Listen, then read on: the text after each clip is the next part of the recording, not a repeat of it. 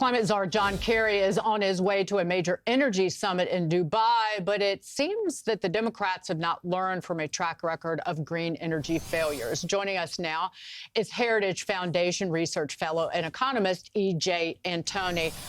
Well, they're not going to learn anything, EJ, because it's taxpayer money. It's not like it's money coming out of their pockets. But I want to point something out.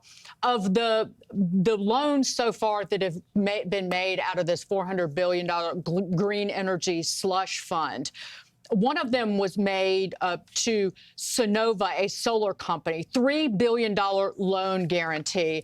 And the Washington Free Beacon has reported that Sonova has been accused in Texas of scamming dementia patients on their deathbeds into signing five-figure, multi-decade solar panel leases. This is according to interviews and state consumer complaint records. So this is how the crony loans made by the Biden administration, this is the kind of company it goes to.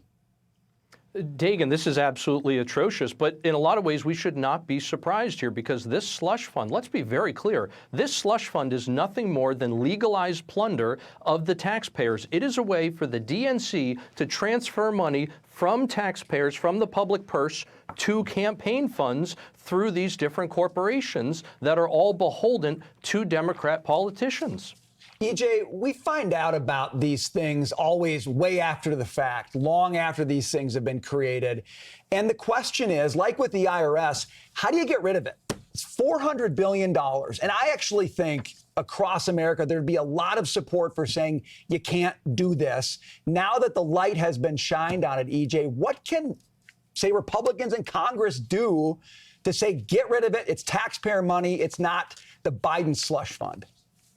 Absolutely. This money does not belong to the politicians. It belongs to the people, and it needs to go back to the people. To put this in context, the Treasury had to borrow over $500 billion just in the month of October alone. This accounts for nearly all of that borrowing. And so conservatives in Congress need to put their foot down. They need to make this a line in the sand and say no more. We are defunding this 100%, full stop.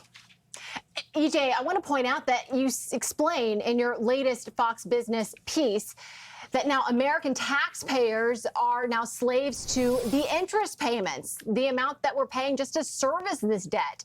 And you point out that the only solution now is to cut the government expenditures. Take us through, give us some context. How much exactly are we paying to service the growing national debt? And what happens to the taxpayer if we don't cut some of it?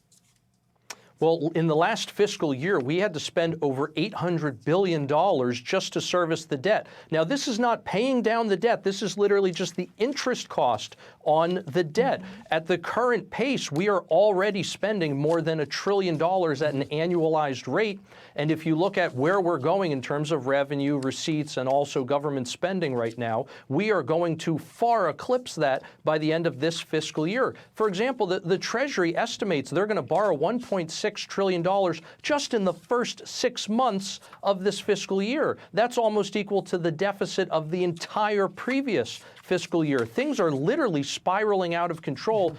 The interest on the debt already consumes over 40% of all personal income taxes collected by the Treasury. Again, just for some context as to how quickly this thing is getting out of hand.